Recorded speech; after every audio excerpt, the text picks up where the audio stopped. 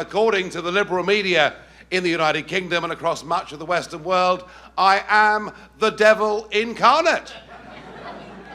I am the Pied Piper of Hamelin, who has led ordinary, working class people, little people, business people, those who believe in the nation state, those who are unashamed to stand up for their own Judeo-Christian culture. I am the one that started off this global revolution which the liberal establishment media still haven't got to grips with. They hate me, they loathe me, they despise me, they do everything they can still on a daily basis to do me down, and I'm very, very pleased about that. In fact, last Sunday was very special for me, very special, because we had a visitor to the United Kingdom last year. One Hillary Rodham Clinton was in town last Sunday.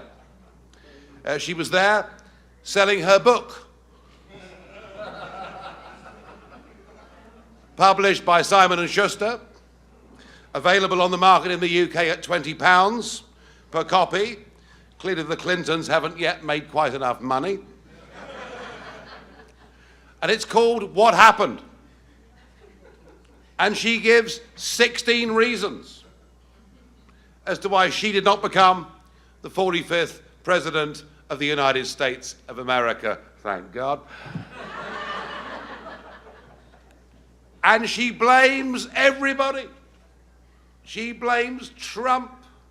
She blames ignorant Midwest people who lack her intellect and probably don't wash enough, in her opinion.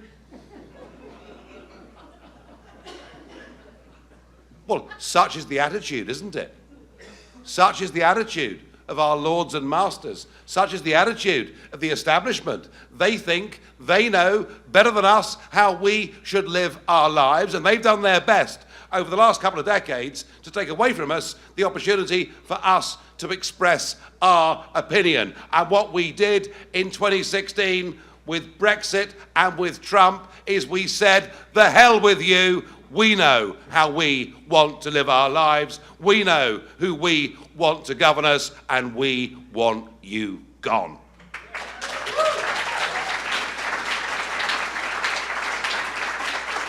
But I was particularly pleased on Hillary Rodham Clinton's visit that she managed, in an interview with the Sunday Times, on top of the book that she's selling, to find a 17th reason.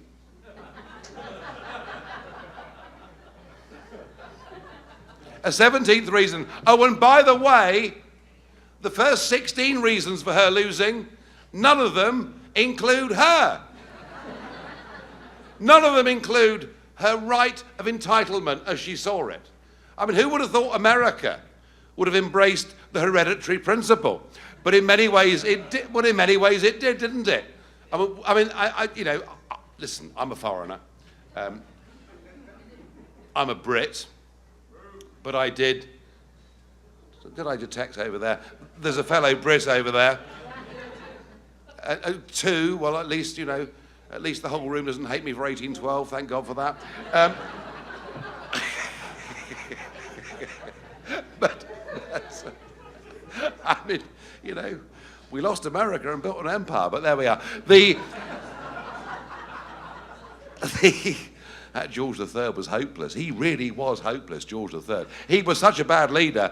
I think he may actually, in history, go down as being even worse than Theresa May, but we'll come to that in a moment. Yeah, mind you, being worse than her is difficult. I mean, who's worse, Hillary or Theresa May? I mean, it's a very, very tight call. But no, she does not believe that her loss of that presidential election had anything to do with her at all. But the 17th reason that she found when she was in London last Sunday was one Nigel Farage, and the fact that I had the audacity to stand on a platform in Jackson, Mississippi with Donald J. Trump, And clearly, the words that I used hurt and wounded her. Now, Jackson, Mississippi was tricky for me because nobody had criticized President Obama on our side of the pond more than me. Many reasons to do so, but the chief one being that when Cameron got desperate, when he got absolutely desperate about the Brexit referendum, he called in the heavy artillery.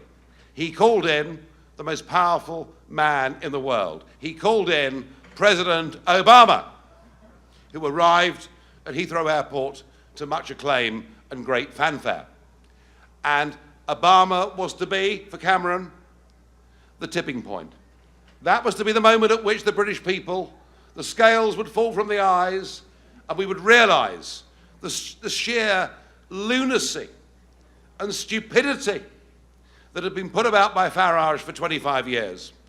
The concept that we should be able to be an independent, free, self-governing, democratic nation that controlled its borders and chose its friends in the world. A nation that had to and needed to, in the view of me, the devil incarnate, divorce ourselves from this aberration in the history of mankind that is called the European Union. So Obama was called in to make sure the British came to heel. And Obama, whether you like him or don't like him, and I suspect in this room he's not necessarily top of the pops, but Obama is above all a great public speaker. Nobody here should deny that. He's a tremendous orator and public speaker. And here he was making his big pitch. He said, if the United Kingdom, I can't quite do the accent, but I'm trying. You give me another drink, I might, you know. He said, if the United Kingdom votes for Brexit, then as far as America is concerned, you will be at the back of the line. And he said it in a way of sneering, looking down the nose condescension. He said it to the country that has been for 100 years and more your greatest friend and ally in the world. He said it to the nation with whom together we, in the First and Second World Wars, lost millions of our young men to defend the principles of liberty and freedom, not just for us, but for the whole of the Western world. And he said it in a way that repulsed the British people and helped drive us on to voting for Brexit. And I will, to my dying day,